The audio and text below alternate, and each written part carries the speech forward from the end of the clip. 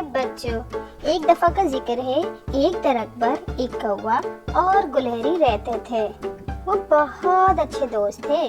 वो आपस में प्यार से रहते थे। हर मुश्किल में एक दूसरे की मदद करते थे। एक साथ खेलते और एक साथ घूमते फिरते थे।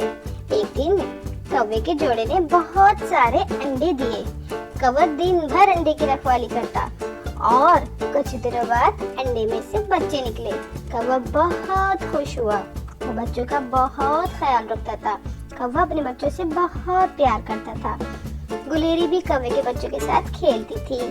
एक दिन बहुत तेज बारिश आई। कौवा दरख्त पर अपने बच्चों के साथ घोंसले में बैठा था। गुलहरी दरख्त में अपने बैठी थी। गुलहरी की दरख्त में बारिश आ रही थी। वो बहुत परेशान थी कि अब वो क्या खाएगी। वो बहुत भूखी थी।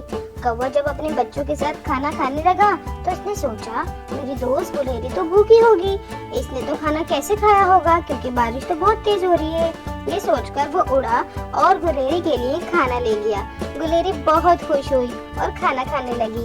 इसने पहले अल्लाह ताला का और उसके बाद कौवे का भी शुक्रिया अदा किया।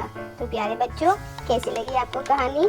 कहानी अच्छी लगी तो हमारी वीडियो को लाइक, सब्सक्राइब, कमेंट